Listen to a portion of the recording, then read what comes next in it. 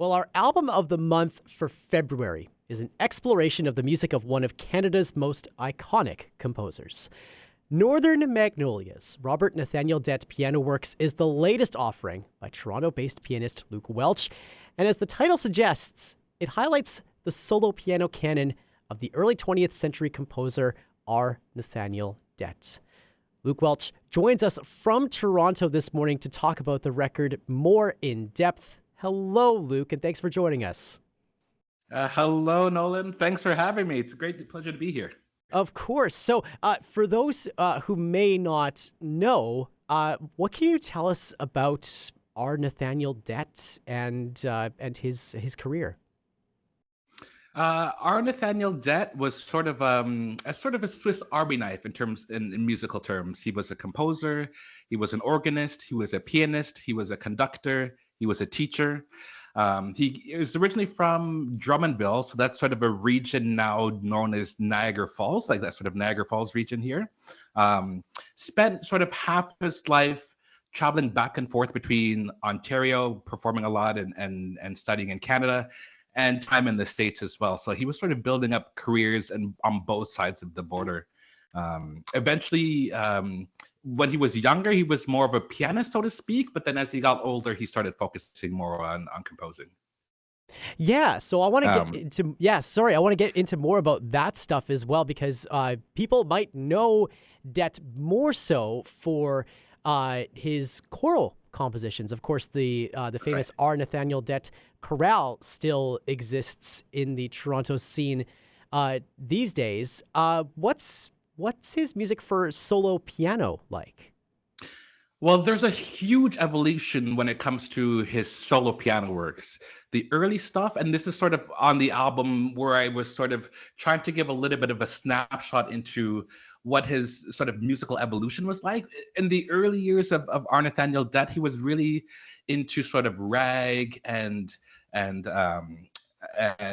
sort of codifying Black music, so to speak, in terms of African idioms, African American idioms.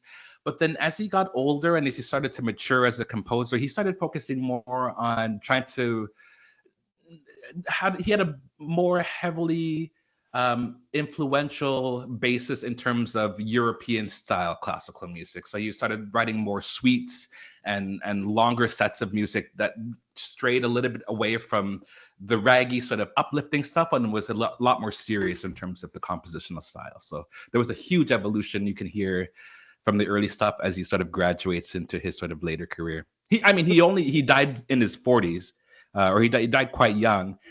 So there wasn't. So it's not to say that he had a huge evolution, but there was a clear evolution you can hear in his playing, in his performance. Yeah, quite a storied and fascinating career, dying in the 1940s. Actually, I think on a USO tour, if I'm not much mistaken. So really fascinating musical life. How did you first encounter Dett's music? Well, that's an interesting question. So Dett, my exposure to Dett is sort of piggybacking off my last album, which was by Samuel Coleridge Taylor. So this all comes based on us being sort of cooped up at home during COVID, when everything was shut down, we had nowhere to go, nothing to do. A lot of people sort of took that as a time to sort of relax, but that for me was the perfect opportunity to start expanding my sort of musical horizon. So I actually was giving solo piano recitals from my living room at home called Music at Home. Once a month, I would sort of feature a different composer or a different genre of music. And then after about 10 or 11 months or so, when I thought things would be opening up again, we were just getting started with these sort of lockdowns and stuff. So I was running low on ideas of what I could do to present each month after that.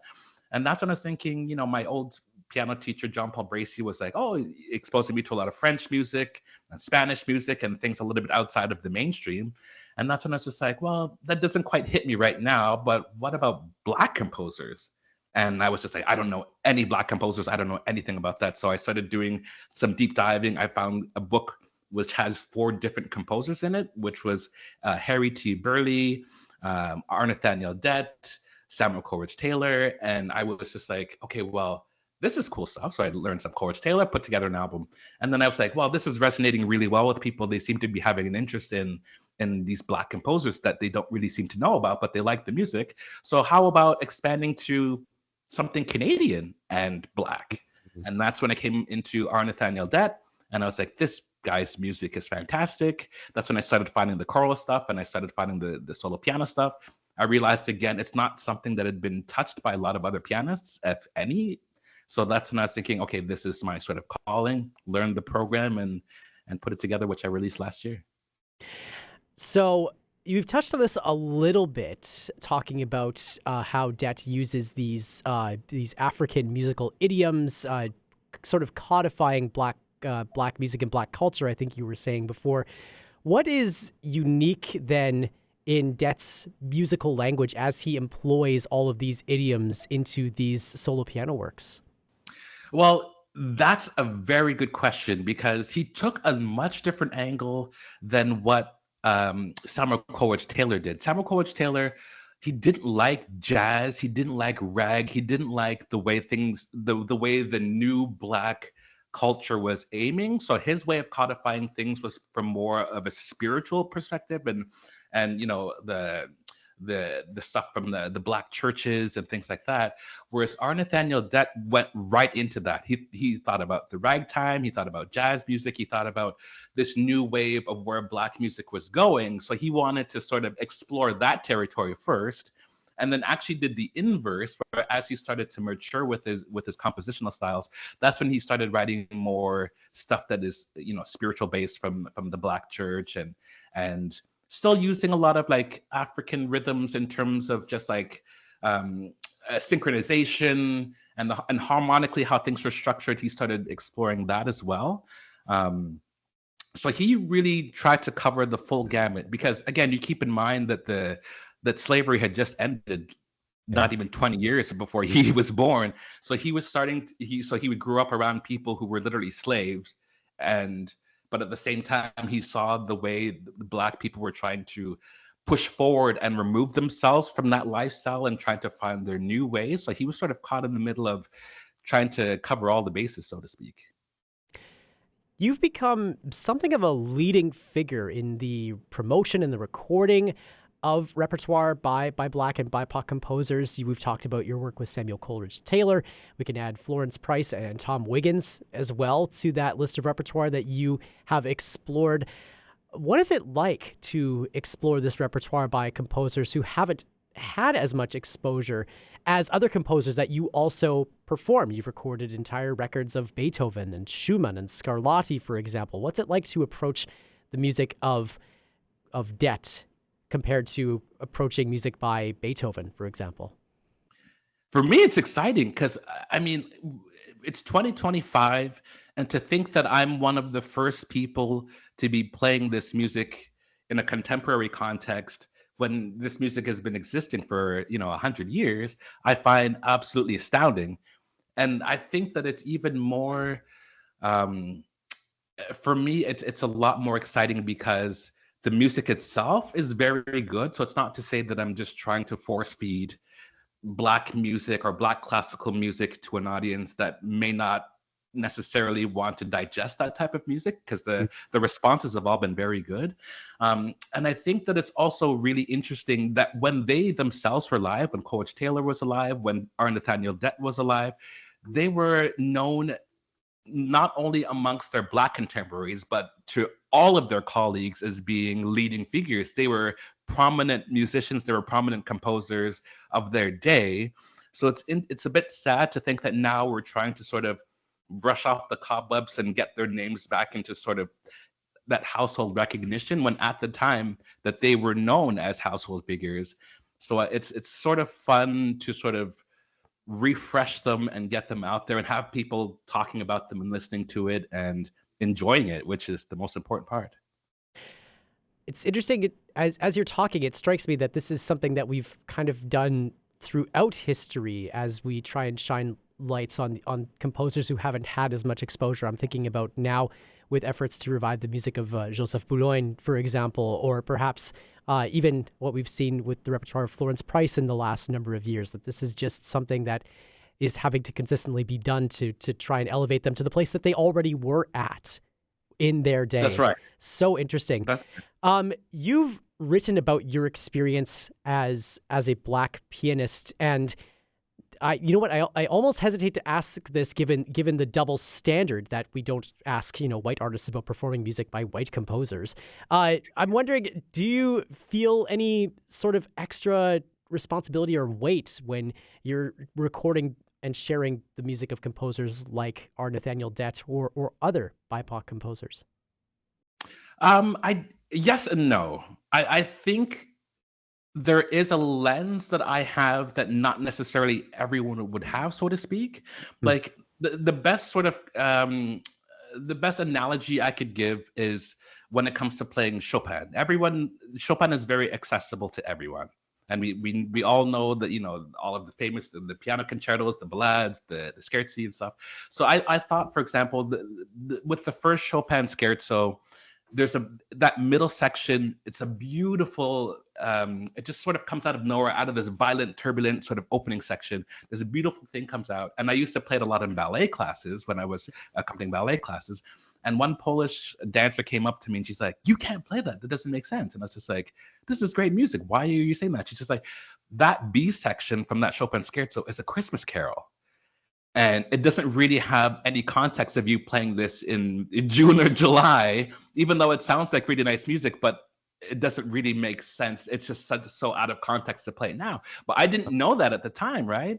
Right. So I was thinking it's the same thing with our Nathaniel Dett, for example, that there's a context to some of his writing that specifically comes out of either something related to the church or something related to the Black community that, unless you are part of that experience, is a little bit harder to sort of deep dive into. You can read about it and sort of try to emulate it, but that responsibility, I think, is on me to sort of shine a certain lens as to where I think he was going with the repertoire, how I think he was trying to approach it, as opposed to just trying to play the music really well. That there is a lot of sort of deeper meaning to a lot of the repertoire. So I think like the responsibility is on me, even if I'm back and forth with my sound producer as to how to interpret a certain section or something like that. But at the same time, I don't necessarily think that just because I'm Black that I know it all either.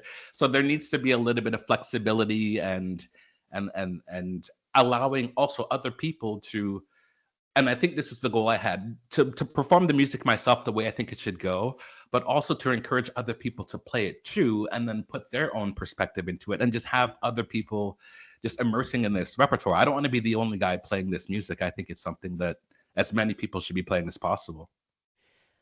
What, as you're talking about shining that your own light on this repertoire with your own interpretations, I'm wondering, with less scholarship and resources that is devoted to Black and BIPOC composers compared to Chopin, as an example, what guides your approach to this music, and how do you create something that you, I guess, and your sound producer are able to then agree on and say, yes, that's the best that we can do with this piece, with your interpretation, but also what Dett is maybe trying to get at? Well, there is a difficulty, and I mean, I don't want to throw my sound producer is amazing. He worked with me actually on both of these the last two albums with these Black composers. So shout out to Keith Horner. He's absolutely phenomenal, one of the best in the business, so to speak.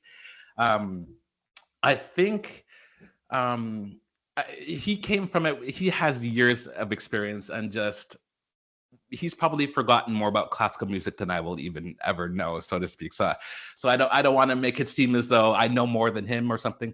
But I think that the difficulty is that, unfortunately, with all of the composers that I've been playing from the Black repertoire, there are a lot of notation mistakes in the music. So I need to somehow try to actually go to a lot of places. I went to Niagara Falls on the American side to go to their libraries, and had to dig out their historical resources so I could look through Dett's own handwritings and original manuscripts and things like that. And I'm going to be doing that maybe going to Michigan and other places where I've been able to find some of his repertoire.